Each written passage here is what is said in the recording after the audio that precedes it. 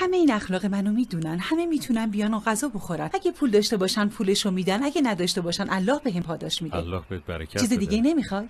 نه ممنون. نوشیدنی میخوای؟ نه والا بیارم. نه آب همراه هم هست، همین کافیه. واقعا نمیدونم چطوری باید براتون جبران کنم. میشه این آب از من قبول کنی؟ بهم پاداش بده، برام کافیه. به تو و همه امت پیامبرمون. درود الله بر پیامبرمون. الله بهت برکت بده. شما فوق العاده اید.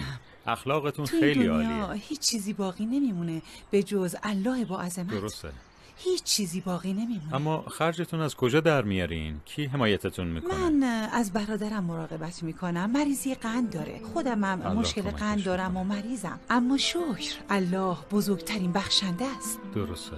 خواهر مطلقم و دختراشم با من زندگی میکنم. برادرم هم که طلاق گرفته پیش منه، زندگی میگذره. یعنی شما خرج همشون رو میدین؟ آره خرج همشون با منه. من هر روز ساعت 3 صبح از خواب بیدار میشم. ساعت 3 صبح؟ آره والا ساعت 3 که بتونم خمیر نون درست کنم و بدم به نونوا. به نانوا. آره که مردم بتونن صبح زود نون گرم پیدا کنن. منظورم این نیست که توی تونس کمبود نون داریم. درسته. چطوری بگم، تاجرای بزرگ الله هدایتشون کنه آرد رو مخفی میکنن که بعدم آرد رو مخفی میکنن؟ بعدم بتونن 21500 تا بفروشن. آها یعنی یا 30000 تا. یعنی آرد رو مخفی میکنن که بعدم بتونن گرونتر بفروشن. 30000 تا بخریم هم شانس آوردیم. چند سال این کارو انجام میدین؟ تقریبا 7 ساله. دستمو ببین دستم. آره با آتیش تنور. من الله شکر میکنم که با آتیش تنور سوخته، نه آتیش جهنم.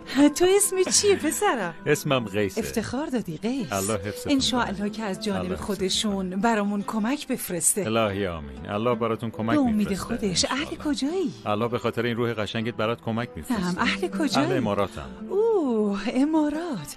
قهوه یا چیز دیگه میخوری پسرم؟ چرا؟ چون اهل اماراتم؟ نه به خاطر اخلاق خوبت. من بچه ندارم، تو عین پسرمی. همه ما الله بهت برکت بده. الله بهتون برکت بده.